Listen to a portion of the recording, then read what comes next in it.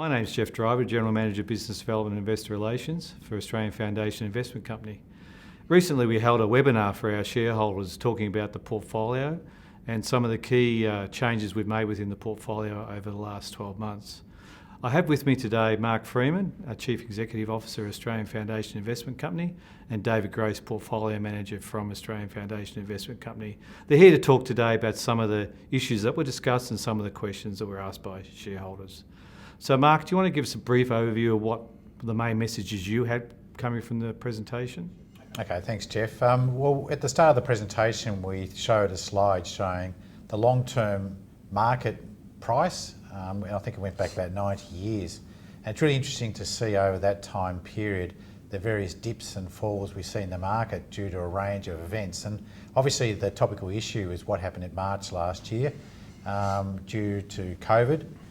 The market fell around 30% around March, and we had a webinar at that point in time, and what we were highlighting is that when we look back through history, every time you see these dramatic falls in the market, inevitably it's been a buying opportunity, and we pointed that out and we were keen to get into the market and buy stock during that period. And subsequent to that there's been quite a significant rally and bounce back in the market, so we're very pleased we took advantage of that opportunity. And David, you had a couple of key messages as well in terms of quality of portfolio and the way we look at stocks. So you just want to give shareholders a bit of a brief overview of what you discussed yesterday from that perspective? Yeah, sure. Thanks, Geoff. So we saw companies were able to generate reasonable cash flow throughout the period, and very much high quality companies led that. And it's when you see a pullback in the market like we saw through the COVID-19 situation around February and March that these businesses have a chance to really shine through. So good quality businesses generating cash, they're well managed, have really strong balance sheets. And then the challenge for the market now is just the sustainability of that earnings growth, as much of the government stimulus that was rolled out last year is coming to an end. I guess one of the questions, we did actually outperform the market over the 12-month period. You want to give us a bit of a view of what you saw as the main attributes in terms of what caused that, or what contributed to that, I should say? Yeah, sure. I think it gets back to that focus on quality. That's long been the focus for AFIC, and quality companies really were able to shine through, which was a very difficult earnings environment for companies over the last 12 months. And really quality companies, by our definition, are able to grow their earnings throughout the investment cycle, and they're less dependent upon prevailing economic conditions to be able to deliver that earnings growth. And we saw that come through in the last 12 months. And that was really the largest driver across the portfolio. So there's quite a bit of focus on environmental, social and corporate governance issues, I guess, within the market. We had a few questions on that, Mark. Did you want to sort of outline our approach to that particular issue? Yeah, that's right. It certainly is very topical, and we had a slide discussing our approach. I mean, really, ESG has been embedded in our investment process ever since I've been involved. Environmental issues impact the long-term sustainability of a business, and being a long-term investor, we want to be in businesses that can be strong over the long term.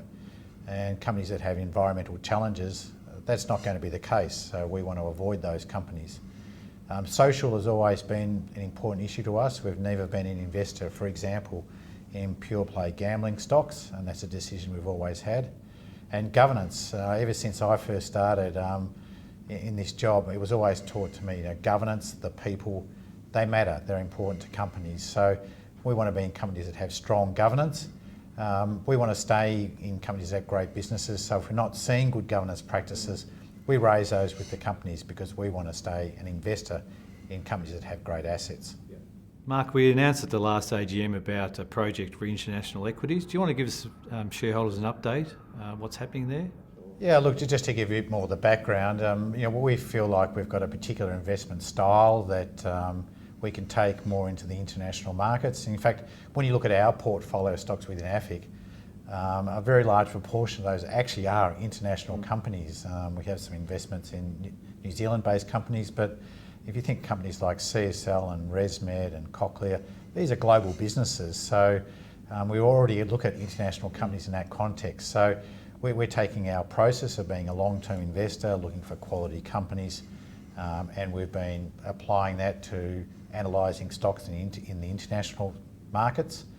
We've built up some resources, and we're kind of seeing how it goes, and our preliminary testing so far has been pretty positive. With those extra resources we have in place now, we mentioned at the AGM that we'd invest a very small amount of money. We're getting close to doing that. We wanted to complete our research on individual stocks, and hopefully over the next couple of months we would put our first small amount of money in there, and then it's a matter of seeing how it goes. But at the very least, the companies we're investing in, we'll be investing in are great companies, so they will add to the AFIC portfolio, and then we'll see what happens after that. Thanks. Dave, we've got a few questions on some of the smaller companies we call the nursery stocks in the portfolio. Did you want to just give a brief outline about what we spoke about in that context of those particular stocks? Yeah, so nursery stocks, as we define them, are earlier stage companies. So they're just earlier in their life cycle. So we recognise that they do have a large opportunity in front of them. We like the businesses to be well managed and have strong balance sheets, so being able to fund the opportunity in front of the business. So really when we recognise those companies, they are still in a competitive environment. We like to take an early stage or a small investment, and as those businesses are able to deliver on that opportunity, our investment grows with the growth in the business. I think having that small investment allows us to get good contact with management, and in that regard we're looking for businesses that we see are starting to establish a leadership position in what they do, and we can add more to positions over time as we get more comfort with the business. We made a few comments about the recent reporting season. David, you just want to give an overview of what was said in terms of that? Yeah, so much better reporting season this time around than 6 months ago, and a lot of companies took a lot of costs out of their business when COVID originally hit, and then we've seen a big pickup in revenue over the last 6 months. A lot of that funded from government stimulus measures that were put in place. So with a much better result on earnings, we're seeing good cash flow generation, good balance sheets, and businesses just in a much better position now than what they were 6 months ago. And really, as I spoke about earlier, was the opportunity then is to look for companies that can grow their earnings beyond that. So Mark, you spoke about the strength of the market more recently. Sort of any comments about where we think we're heading, or what's the outlook's going to be in the next few 12 months perhaps? Yeah, well look, I've been in markets long enough, Geoff, to know that the first thing is I don't know where markets are going. It's tough to make short-term calls. Look, we did have some slides in there that showed a couple of broad-based measures. One was called price to book and one was price to sales. We showed those in March last year, how low those were, which indicated there was value in the markets, and the extent of the rebounding markets now, those indicators are now sort of at the high end, and so we're a little bit more cautious now on where the market is, but obviously you can't predict.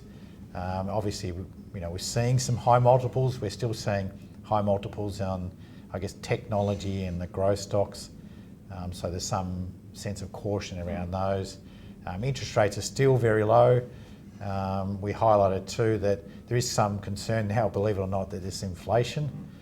We've seen bond yields start to move up, and that always creates a bit of concern in markets. So, if growth remains strong from here, interest rates could go up a bit more.